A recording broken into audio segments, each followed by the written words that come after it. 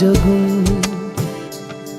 जिथे जावे तू ओथे जावे दिल।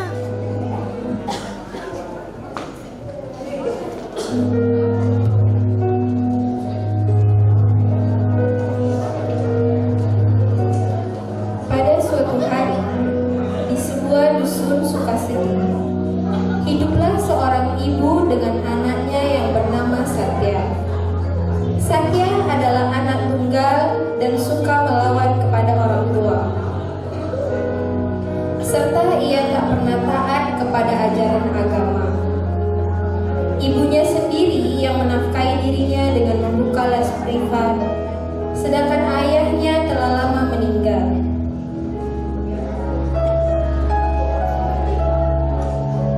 Sebenarnya, sebelum ayahnya meninggal dunia, Satya adalah anak yang baik, soleh, tapi semuanya berubah seketika begitu saja ketika ayahnya meninggal. Ia begitu terpukul dan merasa Tuhan tak berlaku adil padanya.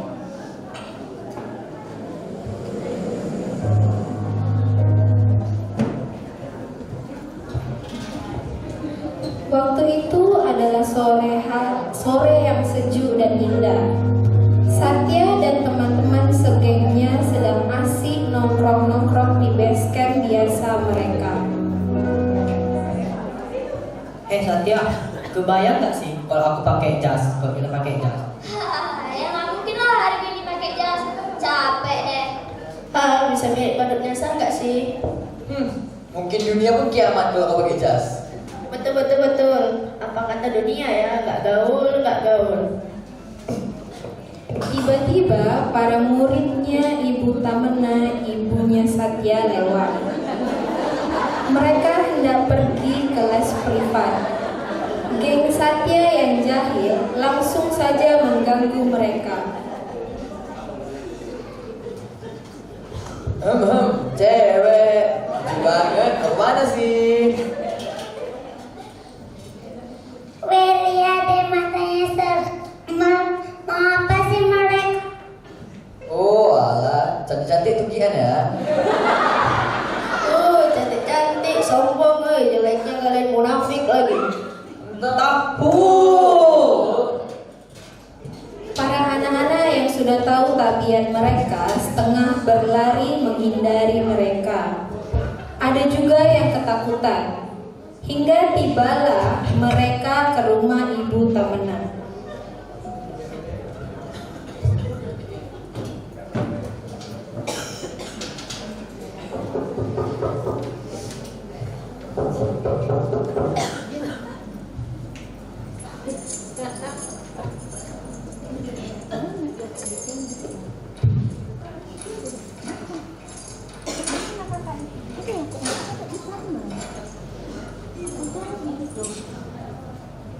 Om Swastiastu, Bu. Om Swastiastu, nak masuk.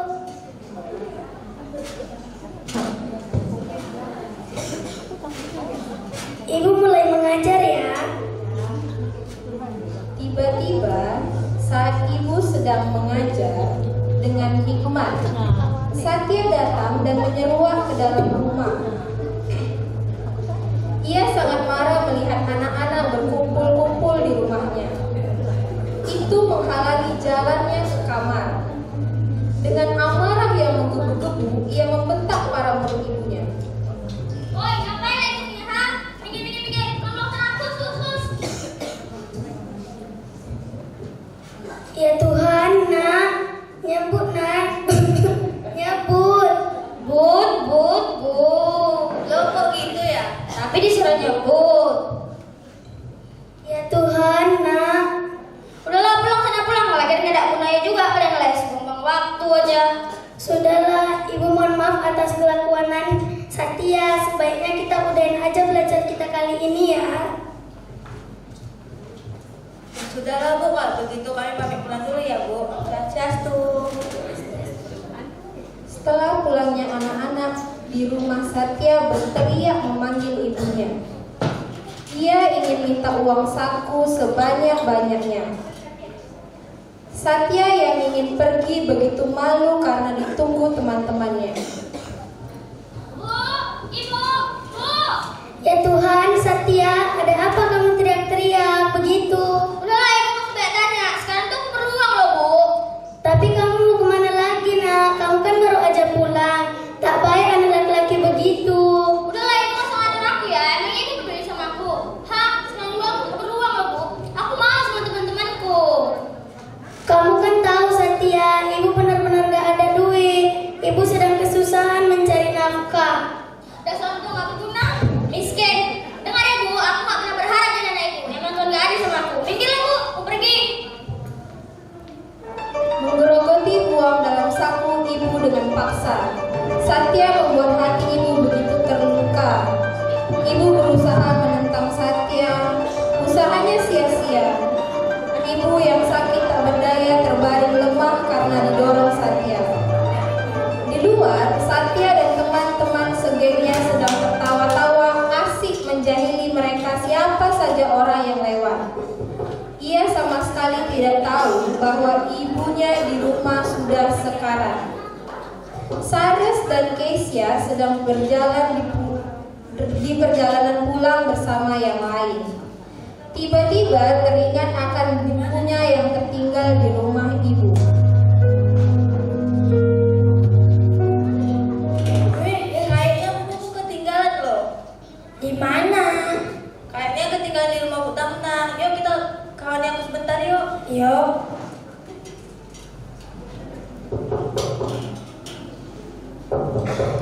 Saras mengetuk pintu tapi tak ada jawaban. Ibu, Bu, ayo mau ambil buku. Itu ibunya weh. Bu, bangun Bu, bangun. Tetapi mereka malah kaget melihat ke dalam ibu yang sudah tergeletak tak berdaya.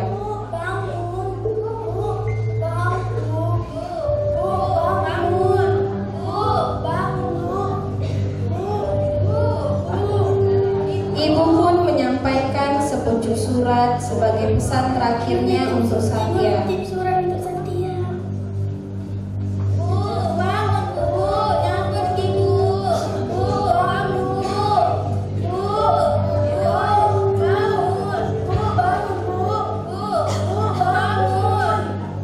Akhirnya Ibu Tamna pun meninggal.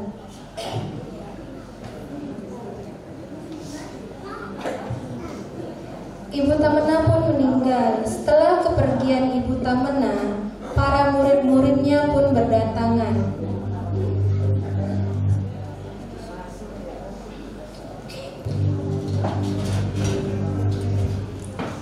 Murid-muridnya pun berdatangan untuk mengirimkan doa untuk almarhum Ibu Tamna.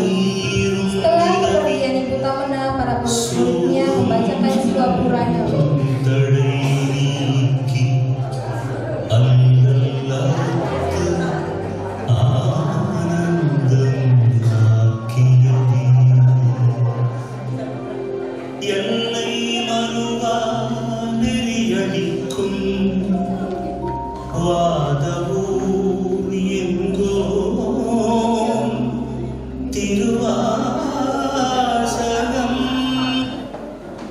Namun tiba-tiba Satya yang berpergian dari tadi pulang. Ia kaget sampai rumah dan tidak percaya akan kenyataan. Apa-apaan ini, Han? Oh, jawab. Ini siapa? Ada apa? Apa sih Satya? Kamu gak berakal ya? Ini ibumu sudah meninggal dan kamu gak ada di saat-saat akhirnya. Jahat kamu Satya, jahat. Loh, anak macam apa kamu Satya? Kamu sama sekali tak mengertikan hal ibumu. Apa kalian bilang? Gak mungkin. Ibu tuh masih baik-baik saja tadi. Dan apa kan ibu aku? Han? Satya, sangat durhaka kamu. Jahat kamu Satya. Ibumu sudah meninggal dan kamu masih menyalahkan orang lain. Jahat kamu Satya. Sekarang udah puas buat ibumu sakit dan menderita. Apa sekarang yang mau kamu lakukan lagi? Hah? Pergi dengan tongkongan kawanmu itu.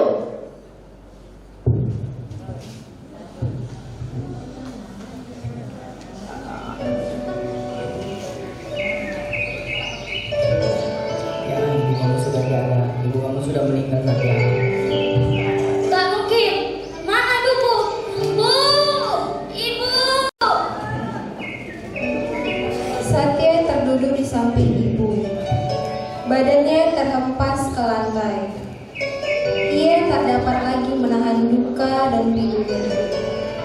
Pikirannya kacau dan hatinya hancur berkeping-keping. Ia menangis sejadi-jadinya. Ia merasa sangat menyesal karena tak pernah membahagiakan ibunya. Ia memanggil-manggil ibunya, tapi sia-sia. Ibunya telah tiada. Semuanya sudah terlambat. Di saat akhir napas ibunya pun ia tak melihat beliau.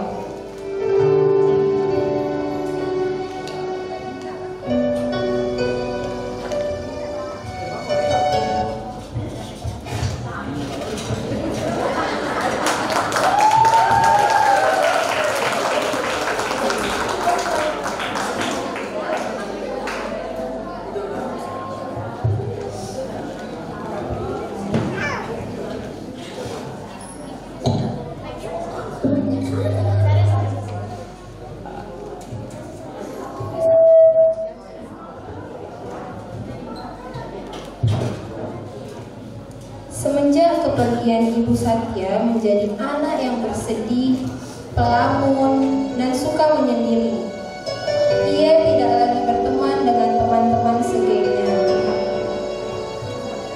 Suatu ketika sore hari, Satya seorang diri duduk menung di dalam rumah. Tiba-tiba para murid almarhum ibunya datang mengirimkan surat terakhir ibunya.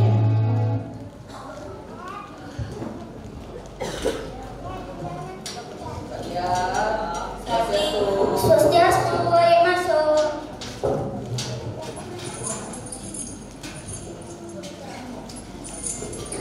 Satya, maksud dan tujuan kami datang di sini sebelum ibu meninggal, dia ada menitipkan surat pada ini dia.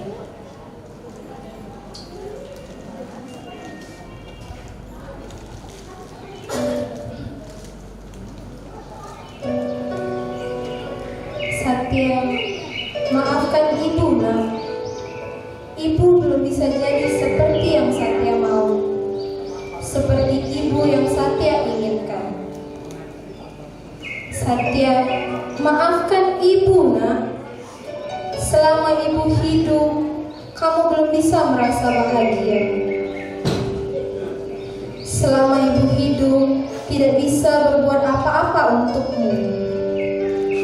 Kamu tidak bisa merasakan kasih sayang seorang ayah. Maafkan ibu ya, nak. Maafkan ibu. Satya, yang kuat ya, di balik percobaan pasti ada hikmah dan kemudahan. Satya, mulai sekarang jadilah anak yang soleh ya. Tinggalkanlah semua keburukan-keburukanmu. Berdoalah agar ibumu bisa diterima oleh Yang Maha Kuasa. Mulai sekarang kalau kamu ada perlu apa-apa, bisa minta tolong kami kok. Ya kan, Wi? Ya. Satya bersyukur karena masih memiliki teman yang baik. Satya kini telah menjadi anak yang soleh. Ia mengenakan pakaian yang lebih rapi. Ia ingin membahagiakan ibunya di akhirat. Mereka semua pun memeluk Satya.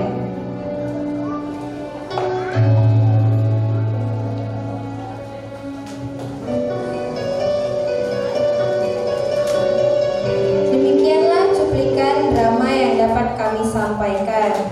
Semoga hikmah dan pesan-pesan pada drama ini dapat kita amalkan. Bahagiakanlah orang tua kita selagi ia masih ada. Dan bila ia sudah tiada, jadilah anak yang soleh. Dengan begitu, jadilah anak yang baik, agar doa kita dapat diterima di sisinya dan ia bisa terhindar dari karma yang buruk. Kami mengibaratkan kedua ibu bapak kita sebagai sebatang pohon.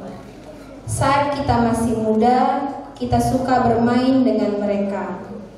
Ketika kita meningkat remaja, kita diperlukan bantuan mereka untuk meneruskan hidup. Kita tinggalkan mereka dan hanya kembali meminta pertolongan apabila kita di dalam kesusahan. Namun begitu, mereka tetap menolong kita dan melakukan apa saja asalkan kita bahagia dan gembira dalam hidup. Hargailah jasa ibu bapak kita dan jangan hanya kita menghargai mereka semasa menyambut hari ibu dan hari bapak setiap tahun. Ini adalah ungkapan bagaimana anak belajar dari kehidupannya. Jika anak dibesarkan dengan celaan, ia belajar memaki. Jika anak dibesarkan dengan permusuhan, ia belajar berkelahi. Jika anak dibesarkan dengan ketakutan, ia belajar gelisah. Jika anak dibesarkan dengan rasa ibah, ia belajar menyesali diri. Jika anak dibesarkan dengan olok-olok, ia belajar rendah diri. Jika anak dibesarkan dengan dipermalukan, ia belajar merasa bersalah.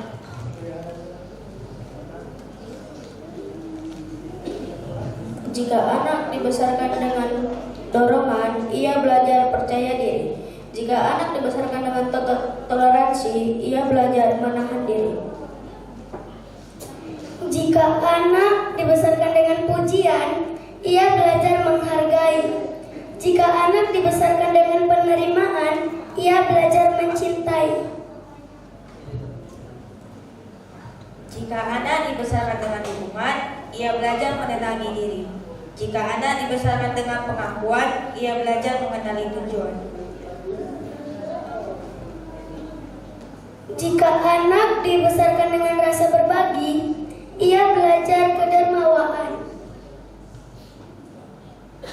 Jika anak dibesarkan dengan persahabatan, ia belajar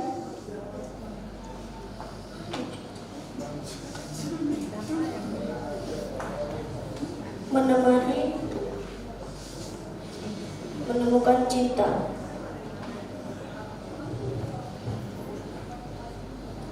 Jika anak dibesarkan dengan rasa aman, ia belajar menaruh kepercayaan.